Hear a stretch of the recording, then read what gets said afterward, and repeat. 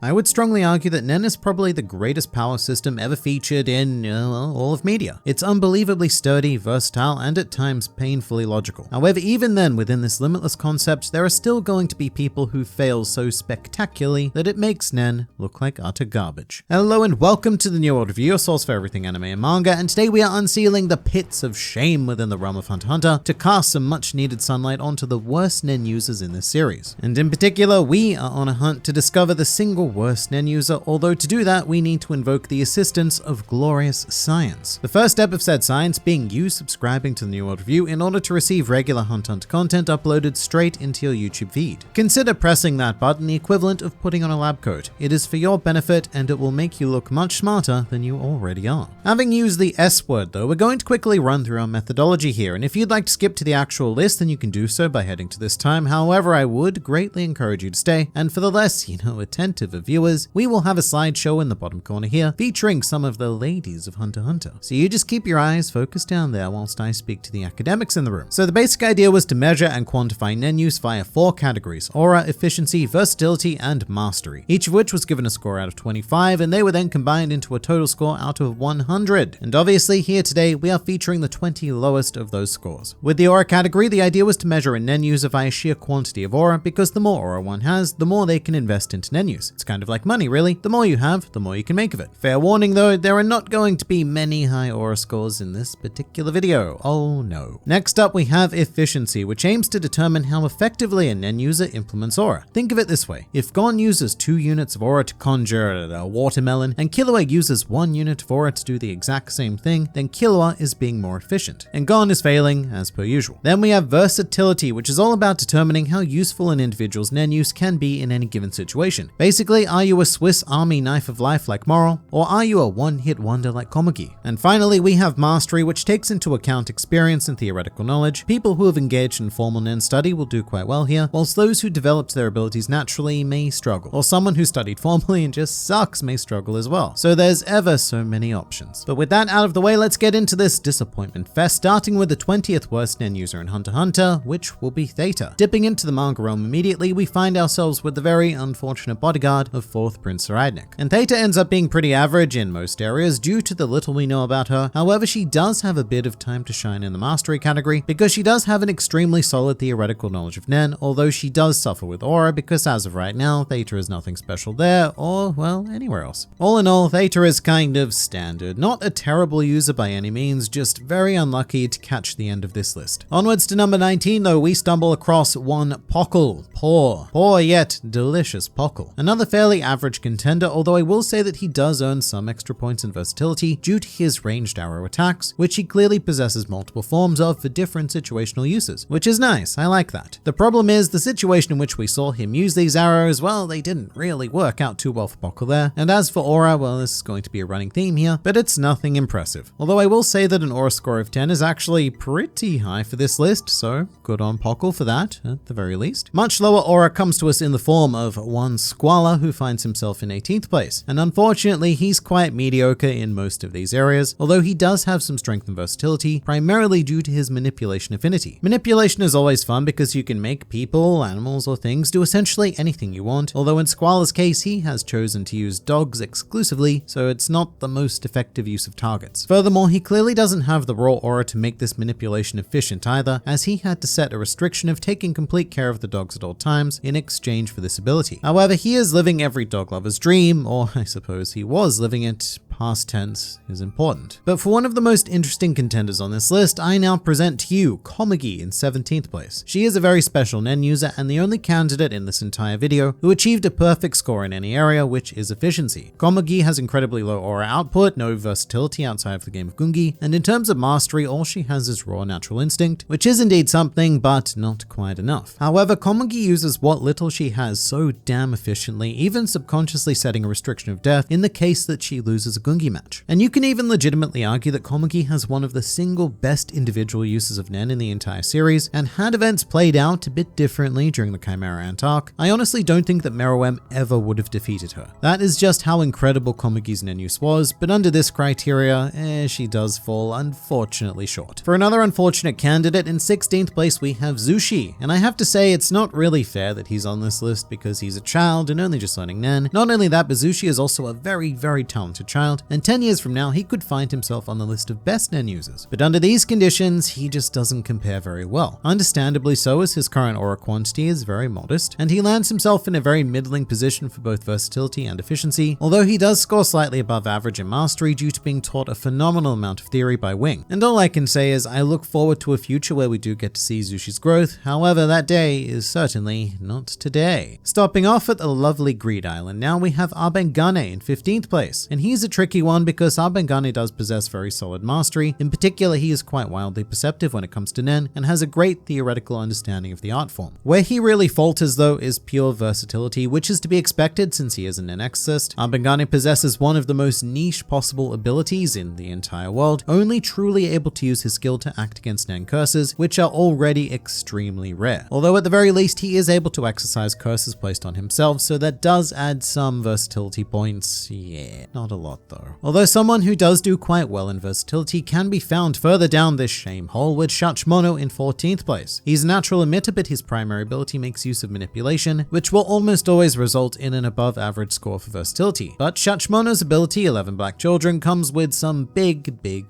problems. One being that they cost an absolutely stunning amount of aura to emit in the first place, which means that once constructed, they can only obey the simplest of commands, and furthermore, they can only actually exist within a few meters of Shchimono himself. And if you compare this to something like Razor's 14 Devils, you will realize pretty quickly that Shchimono is a budget inferior version, being painfully inefficient and demonstrating that he simply does not have the raw aura to make an ability like this actually work. Still, probably better than number 13, who is Ponzu. And by now you're probably noticing a bit of a trend with this list in that many of the users we've explored are rather unfortunately dead. And that's not really a coincidence. In fact, it very much speaks to the quality of NEN users that they were in life. Because NEN is a very brutal practice that will rather swiftly weed out the weaker wielders. And Ponzu, well, she never really stood a chance. Also of note is that she is one of the only manipulators to have received a very middling score for versatility because she chose to manipulate bees. And if there is something less versatile than dog manipulation, I would definitely say that bees are certainly up there. Meanwhile, ranking in 12th position, we find an owl, or more accurately, a man named Owl. A very unremarkable man in almost every sense. However, what keeps him out of the top 10 is his beautifully simplistic NEN ability, the Fun Cloth, which can be used to shrink whoever or whatever ends up inside of it, kind of like a pocket dimension. In fact, it's a highly inferior version of Nov's Hide and Seek, but even then, that's still pretty amazing. And it's very clear why Krollo decided to steal this power. Sadly, that was all Owl had going for him, but it's certainly better than the rest of the Shadow Beasts. Definitely better than the rest. For an actual beast, we are back to Chimera Ant Town to focus on Hina in 11th place. So like Abengane, Hina is an NEN exorcist, and as a result, she will receive an equally as low score at versatility, assuming that she can remove NEN curses on herself, that is. If not, it should be even lower. But the more concerning difference between Hina and Abengane is mastery. Abengane has a wealth of experience and theoretical knowledge, whereas Hina has just sort of stumbled into NEN like most of the ants. In fact, when it comes to the ants in general, it's very much like giving nuclear weapons to a toddler. They become very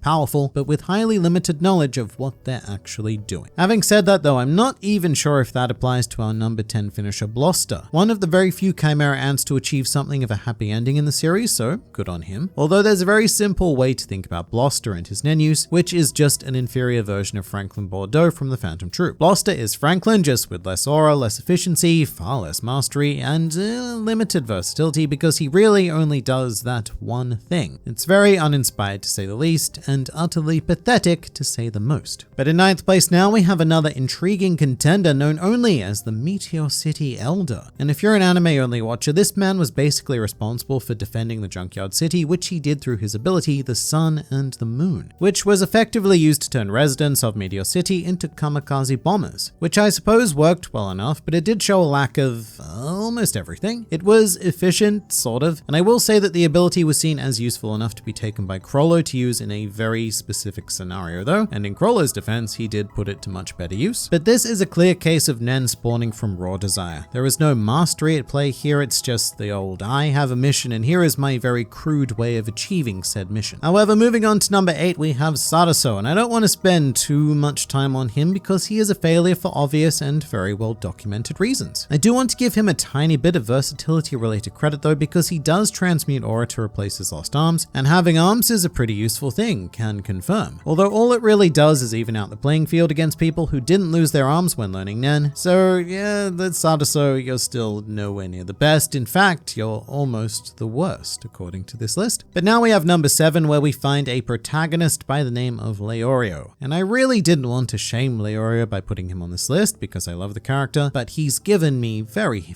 little option. As someone who actively put off learning NEN, he is still very behind in the series and he always will be. His mastery and aura quantities are indisputably low, and at best he receives middling scores for efficiency and versatility. And it's a great shame because once again, I do really like the character, but I suppose that's what happens when your author, well, kind of abandons you. Poor Leorio. Still, at least 7th is better than 6, in this case anyway, not in all cases. In the best NEN users list, 6 was better than 7th, but regardless, in 6th place here on this shame list we have Revel, another Heaven's Arena reject who uses NEN in the most basic of ways to overcome a fundamental problem caused by an unfortunate initiation. However, where Sarasota achieves some nice versatility, Revel lands in a more awkward zone, basically only using NEN as you would a mushroom in Mario Kart. With that said, I would still consider him slightly better than our number 5 finishers, Plural, which are all of the Shadow Beasts minus Owl. This was quite fascinating because I did rank the Shadow Beasts individually, but with the exception of Owl, they all ended up with the exact same stats because they are all equally awful in every area. I really don't think there's a single NEN user who would ever have cause to be concerned about this group. They mostly exist to intimidate and deal with non-NEN users, but their abilities are just so niche and poorly thought out that I decided just to combine them into one glob of mediocrity, so here they are for your viewing displeasure. Now as for number 4, we have a candidate who I almost expected to win, being Chito, and that's because he is quite possibly the single most pathetic NEN user in the series, paying no real attention to how to manifest desire to achieve an actual outcome, because every ability he produces, either on his own or with the help of Shirepuff's cocoon, is completely counter to his strengths and personality, and if anything becomes a serious hindrance rather than a benefit. And as a result, Chito spends the majority of the series being consistently clowned right up until his unceremonious exit. However, what I cannot deny is that Chito has a fantastic aura score. He is blessed with aura in ways that most characters could only dream of. It's just heavily misused and abused, but the aura factor alone will save him from being crowned as the worst NEN user here today. Now as for someone who topped Chito, our bronze medal will be awarded to Guido, our third Heaven's Arena failure who uses aura in by far the most questionable way amongst the trio, not really paying any heed to assisting his debilitation and instead just having fun playing with spinning tops, yay, which is all at once not versatile, not efficient, a very poor demonstration of aura quantity, and of course mastery is not a word that will ever